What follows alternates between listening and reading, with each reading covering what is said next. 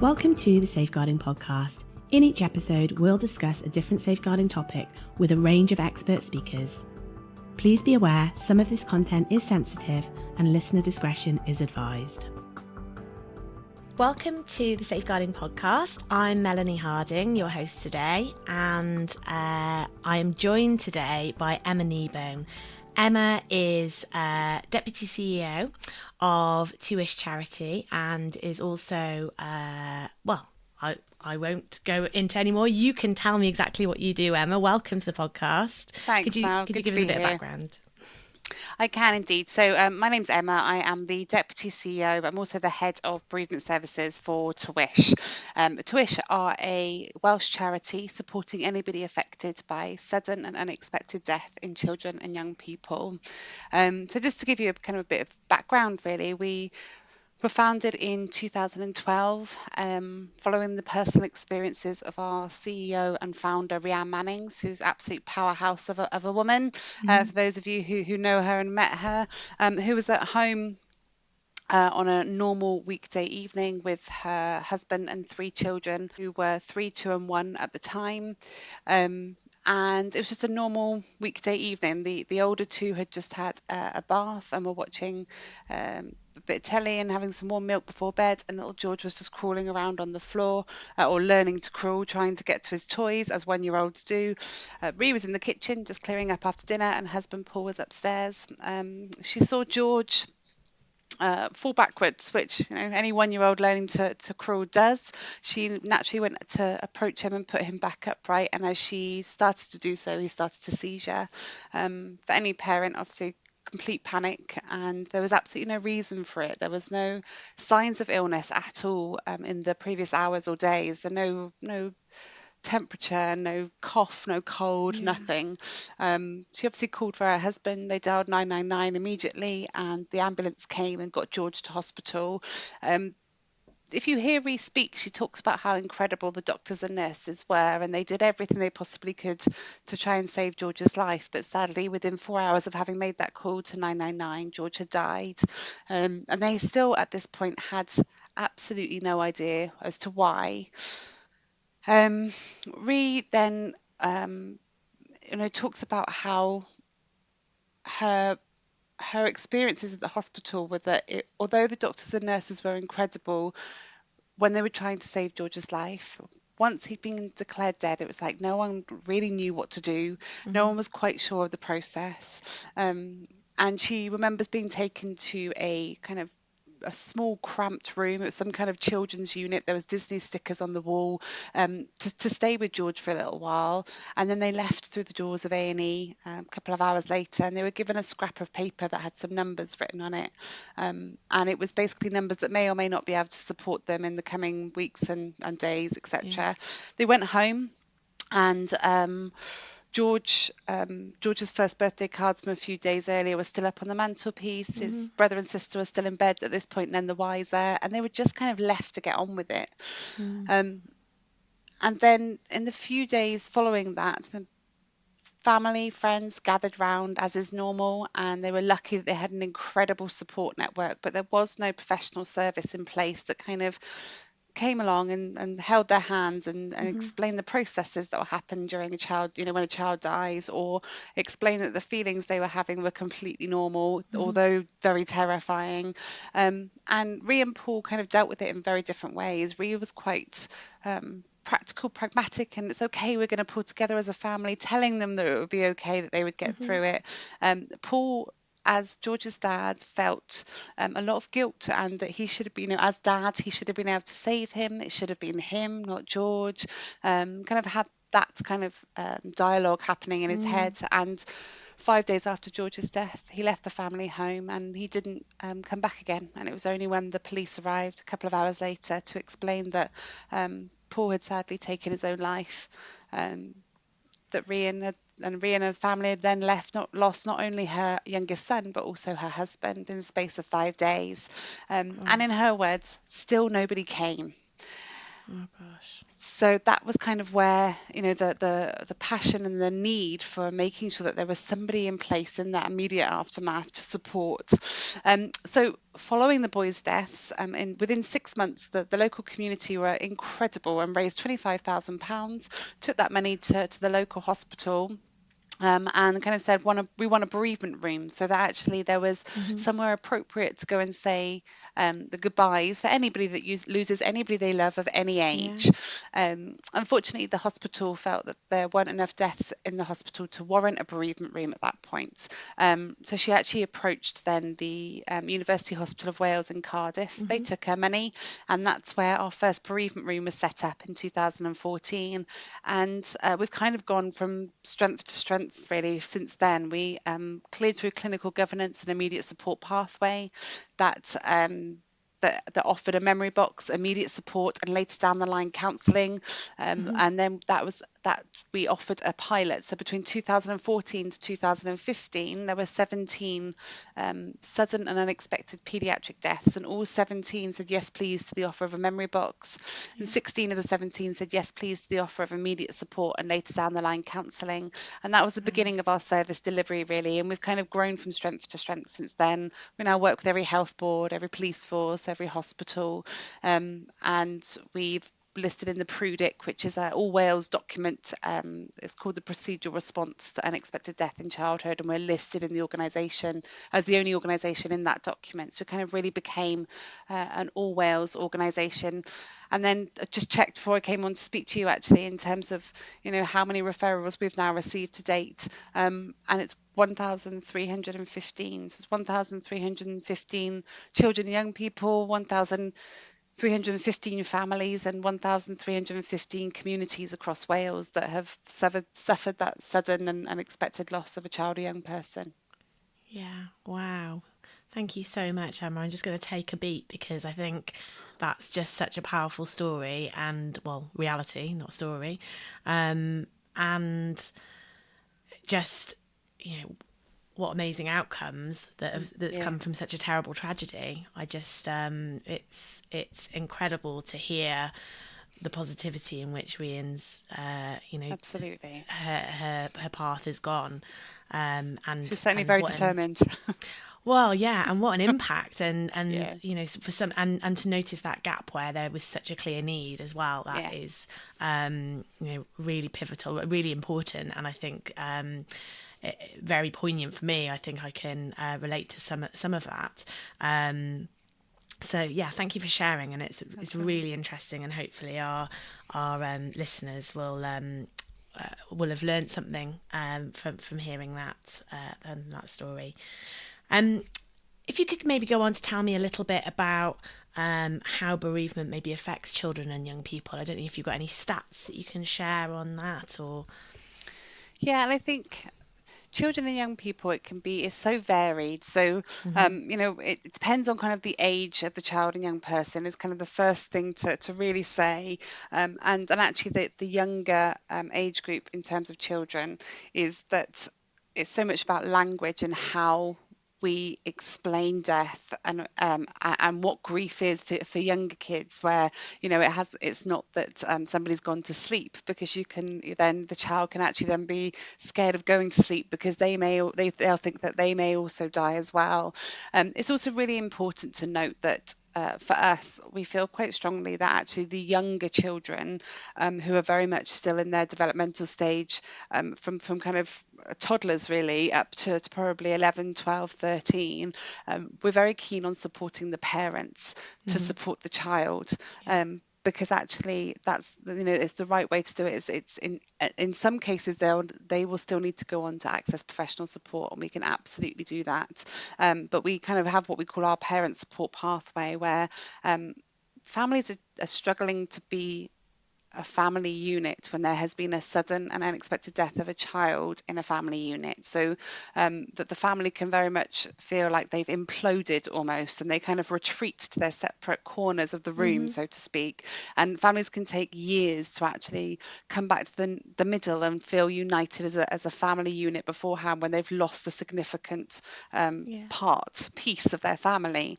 Yeah. And so every single child who experiences that does so in a very different way. And I actually experienced this myself. So back in 2001, my family from Somerset, and my brother Alan was sadly murdered, and he was 22. My sister was older; she was 24, and I was 16 at the time. And what I was just saying then about how kind of it implodes, and we took years to come back together as a Yeah. family. Um, and we have to remember that children are part of a family unit sometimes Mhm. when there's been a death of a sibling, because the natural natural response is to kind of support mum and dad, Mhm. which is what we do as a service. You know, that's the first thing we do, is we offer that immediate support within 48 hours, and the first person we call is mum and or dad, or whoever we've been given the contact details for. um, and so it's later down the line actually that you start to notice the needs of the child as well, and Mhm. they tend to accommodate what need is in that family. So, for example, for me, I became the joker of our family because that was the role that my brother was within our family, and we'd lost that. He was the creative singer-songwriter. Mhm. He was, the mischievous one. He was the funny one. And then when he was killed, and everything became so.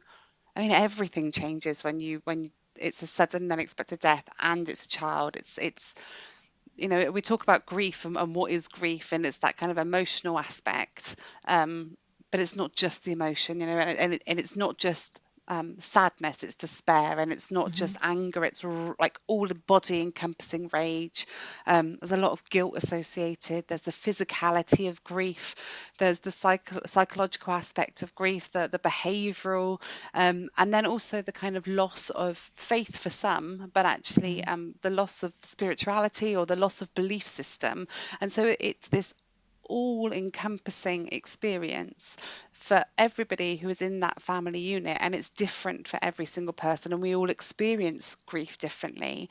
And so, in terms of how, so I became the joker within my family, and um, it was only a few years later that actually I was then diagnosed with PTSD, and Wow. it was kind of a delayed reaction to Mhm.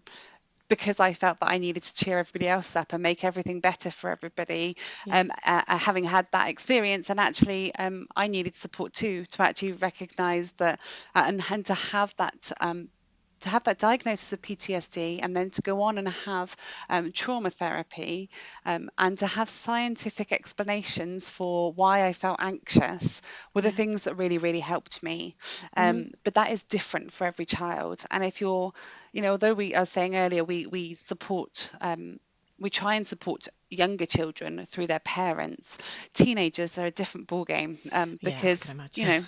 Yeah. being a teenager, you just want to fit in with your mates, and you want to be normal like everybody else. And actually, something like a sudden death of a sibling is anything but normal, Mhm. and it makes you feel excluded, even if that is only in your own kind of thought processes. Mhm. You're different to everybody. In terms of my family, it wasn't just we'd lost a sibling, we'd lost a sibling. I'd lost my brother through murder, which is Yeah. so Horrific. rare. Yeah. I came from a town in Somerset, like that wasn't a word in my vocabulary. So I was also, we were on the front page of the newspaper, etc. That kind of, so it Gosh. made me different. Like you could hear people saying, "Oh, that's the girl with the murdered brother," um, and that's not something you want as part of your identity No. when you are a teenager.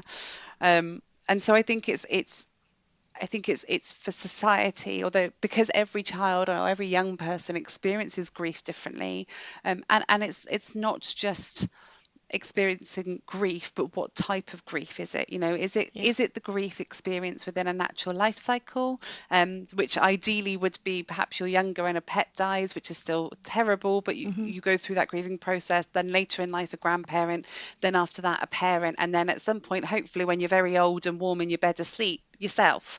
That's natural, and they're all difficult, very difficult, and I'm not taking away from that, but they are difficult losses, Yeah. but they are also something that we can process because that's the natural way. It's what we understand as the life cycle. Anything Yeah. that goes against that, we really struggle with, just generally, and then and it can develop into something kind of called complex grief, where natural grief is that over time you feel more able to deal with grief. It's not saying that it necessarily lessens or that it gets better or any of those kind of platitudes, but you feel more able to deal with it.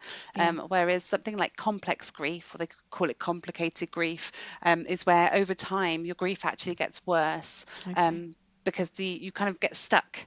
You can't move Unable on to for whatever. progress. Yeah. Exactly, unable to progress. And when does that happen? It happens when it's a sudden death, when it's multiple deaths, perhaps when it's a death of a child, when it's Yeah. a violent death, so perhaps a homicide or a suicide.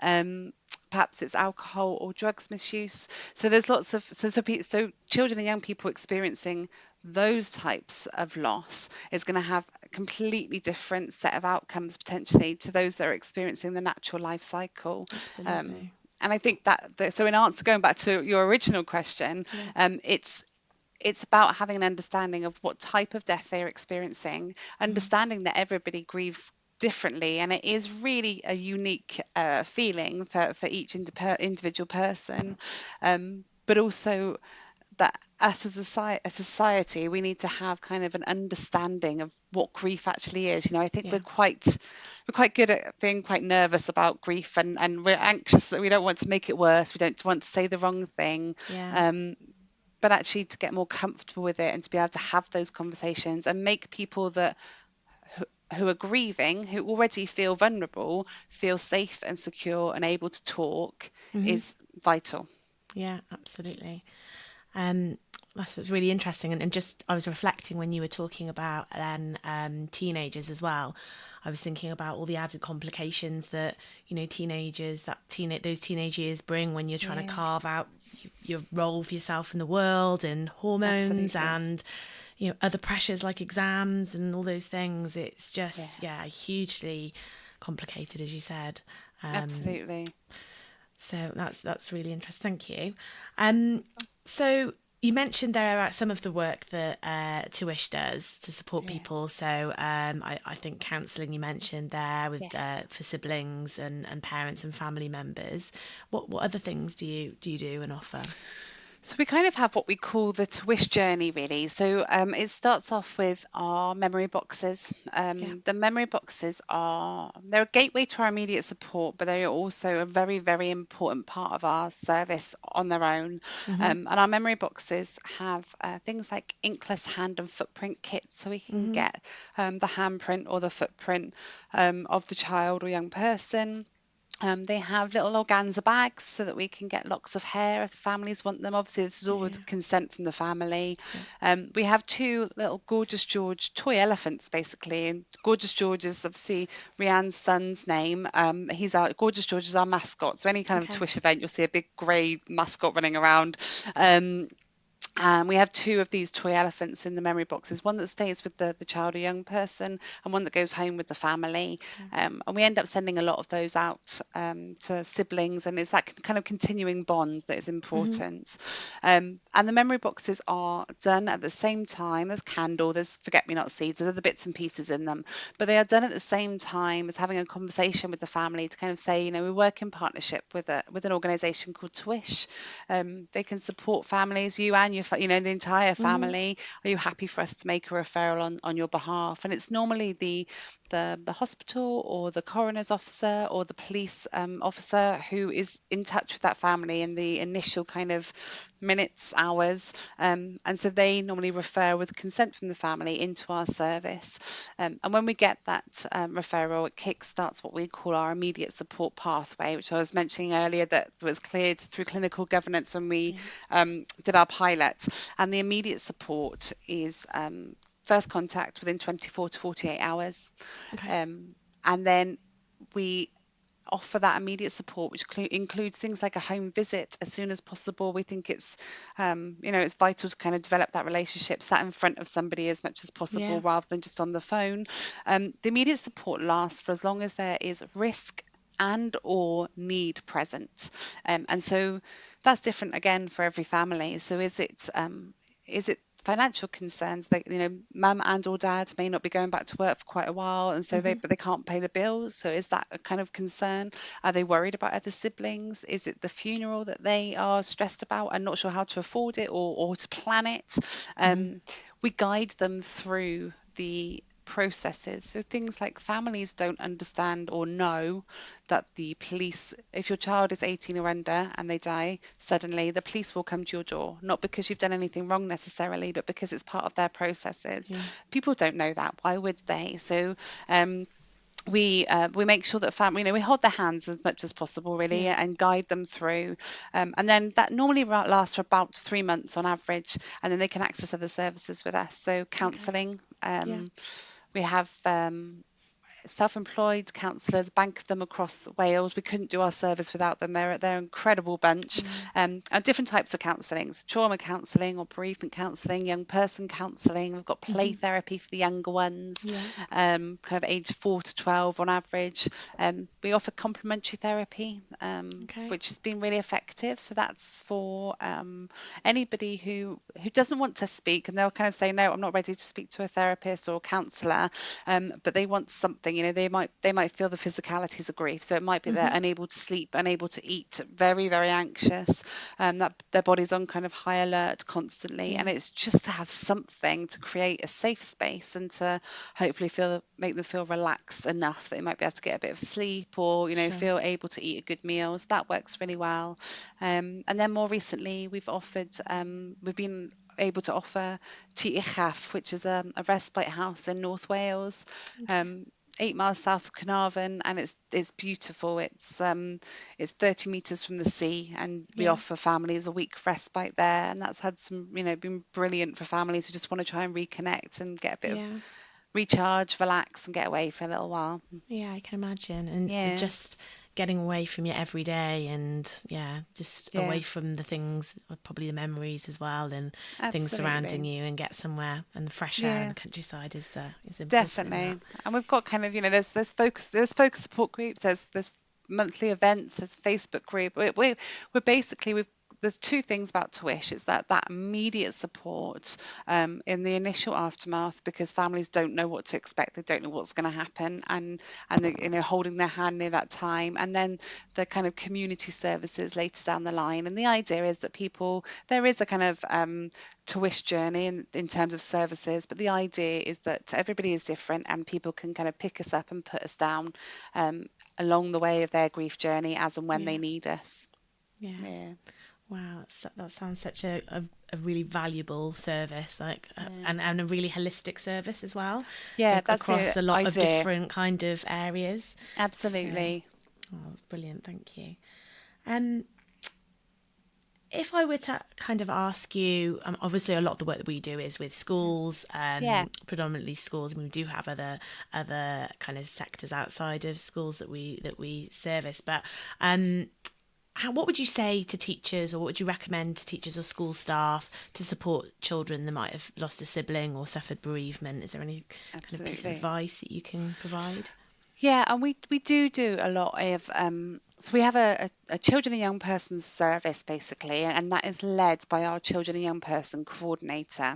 Okay. So their role is kind of dual really. So the first aspect is a small caseload of siblings who don't want to be, or close friends who don't want to be supported understandably by the same person that is supporting mum and or dad. Mhm. And so they might go to McDonald's, they might go for a walk in the park, whatever it is, just to have a safe space to talk.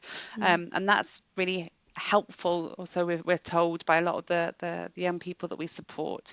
And then the other aspect of the children and young person coordinator role is to kind of really reach out to the schools, colleges, universities that either haven't been thankfully affected by a sudden unexpected death of a child or young person aged 25 and under, or who have. And the conversation is kind of different but similar in both of them. So when it's very reactive, if there has been a sudden death in a school, it's normally that we have kind of got in contact, or the school has reached out to us, either, and then we're having those kind of conversations in terms of teachers. Do we need to go in and support teachers? Is it Mhm. actually the teachers have had training, they might have already had contact from us, and that we're actually going into and taking a counsellor with us to do kind of a holding session in a group, in a classroom with a group of students. And so and we can then support, it might be that a teacher needs individual support. It might be that we identify a small group of the close friends, for example, of the Mhm. young person who's died, and we go on to provide one-to-one support or group Okay. support to them. And then the other side of it is when there hasn't been uh, a sudden death, and going into to have conversations with schools and say, hopefully there never will be, and this will be a Mhm. redundant conversation, but if there were to be, what do you do and what would you do? Yeah. And just having that open conversation to say, how is there policy and procedure in place? Mhm. Are you prepared? Do you know how you would support young people on a group basis, individually? Do you know how you would support your staff? Do you know how you yourself would, like, how would you Yeah. need support? Have you had kind of any training in terms of grief and loss more generally, particularly with a focus then on sudden death or child death? Mhm. And so it's twofold. It's the preparation, because actually when what we have found is in a couple of schools where a death has happened and the teachers are trying to support. It's a very high, it's a very emotive Yeah. environment to be in, and the teachers are trying to support the students, but actually Mhm. the teachers are identifying that they themselves need support, because it can happen, it's sudden and it's Yeah. unexpected. We're all, as humans, we're going to all have a Respond and reaction react. to Yeah. that, exactly. And we're all potentially going to be triggered by our own experiences as well. Mhm. So my real advice, I suppose, would be prepared. Okay. Um, is it in your policy and procedure? Do you know what you would do? Is there a kind of flow chart, however it works in your school environment? If not, we'd love to have that conversation with you and Mhm. help you get that in place. Yeah. We know that supporting children and supporting young people in um, who have had a sudden unexpected loss of a sibling or a close friend, being able to have that reassurance that they have support in place if and when they need it. And it Mhm. might be immediately, it might be 6 months down the line, it might be that they're calling us, and we do have this as well, they're calling us in 5 years and going, and now I'm ready. Oh wow. um, that's all absolutely fine, and we can do all of that support, Yeah. but you need to know that we're there initially, and you need to know what support we can offer, and you need to know how to talk about grief and loss, Mhm. to make that okay, and to make young people feel that they can be supported and they can communicate, that they can feel safe. And so yeah, be prepared is basically the Yeah. kind of advice. And then if you actually are somebody that is listening to this and you are dealing with a young person who has experienced the sudden unexpected loss of a sibling perhaps, or a close friend, um, honestly, I would say it's about communication, Yeah. having that conversation and asking them how they are, asking them what they actually need, because quite often, quite often young people can feel forgotten, because, Yeah. and we have this conversation with dads a lot as well, where Yeah. if a dad picks up the phone for the first phone call we make, quite often dad will pass the phone to mum, and then Yeah. mum naturally becomes our contact point. It's the same thing really that happens with young people, where they all feel the attention, and I say that in inverted commas, is with mum and or dad, and they just feel kind of forgotten, and that they Yeah. just need to be quiet, or they need to make everybody feel better, or they whatever role they put themselves into within that family unit. And it's to protect themselves, but actually to allow them to feel like they can talk to you, and to do that, and that they can be honest with you, will then make them feel safe in Yeah. a time of their lives where they feel anything but safe, because we were talking about that loss of belief system, loss of faith, the behavioral, the physical, all of these changes that are happening to them at once that they don't understand, and they can feel lots of different things in a very short space of time. So they're exhausted, they might not be sleeping, they might be eating properly, Yeah. they might be a bit substance misuse, whatever it is that they have used as coping mechanisms. They are probably really tired in their grief. So making them feel safe, that they can talk to you, and creating that safe space is really important. Yeah. And then letting them know what is available to them and what professional support that they can access. And if they do get upset in a school environment, they already know where they're meant to go, who they're meant to go and speak to, where they can go and have that safe space to just be, because sometimes you just need to let it out and just need to cry or scream or shout or whatever it is. And that's actually the most positive thing. And that there is a process in place, that if it does get too much for them and they need to go home, that they know that they can ask for that as well. So Yeah. empower them, and Yeah. empower them to ask for what they need on a specific day in the kind of weeks and months following a death, because it's not a short fix. No. Um, And what might so be applicable maybe a week after might not be applicable, 2 months exactly, later. So I suppose to be absolutely, flexible with that. definitely. No, that's really interesting. Thank you. And loads of really good practical advice, which I'm sure that our listeners will find useful, and hopefully not have to kind of implement. But Absolutely. it's really good to know that where to go Yeah. for signposting if they do need that. Um, Emma, would you be able to just tell me what your plans for Tuition are in the immediate future? I think you've got some exciting stuff happening. We do. So we are, I said at the very, very beginning, we're a Welsh charity, and we are very proud to be a Welsh charity. I must admit, I'm English, and I spend most of my time apologising for being so now that I live in Wales, and I'm still unable to pronounce any double L. But we're a really proud Welsh charity. We started back in 2012, and we were able to keep going for many years because of the community that really got behind us. That said, we know that we very quickly became an all Wales organisation, but we know, and we were started because there was a gap in terms of sudden death, Yeah. where it's no better, it's no worse, it's still horrific. If a child is expected to die, there are a lot of services in place. There's hospices, there are palliative care pathways. So Tuish came into play because if there was that sudden aspect of the death, there didn't really seem to be an umbrella organisation that would support. And so that's why we started. We filled that gap for sudden and unexpected death in children and young people. We quite recently did a big scoping exercise to look at, does that gap still exist? And if so, where? And we had a look in England, and we but the conclusion was yes, there are still gaps. I must say, there are pockets of excellent support out there, as there are in Wales anyway, already, but there are still way too many gaps in terms of, if a child or young person was to die suddenly or unexpectedly in England today, it'd be very much a postcode lottery as to what type of support that family Yeah. would get. So that's our next step. That Okay. we will be going into England, and we Yeah. will be expanding, as we're calling it, into phase one, because England is slightly different geographically to Wales. And whereas most people kind of start a charity in England and say, and now we'll do Wales, we've done it the other way around. So phase one for us is the border counties, so Yeah. from Cheshire all the way down to Somerset, and we hope to be delivering exactly the same services we do in Wales in those border counties by autumn this year. Okay. And then we will continue to hopefully expand throughout England, and hopefully the UK as well, but that's a few years in Yeah. the pipeline. But yeah, the expansion to fill the gap, so that actually our mission is that every single family who experiences the sudden and unexpected loss of a child or young person aged 25 and under is offered that support in the immediate aftermath of having lost their child. And while we know that isn't happening in certain areas, that will continue to be our mission and our aims.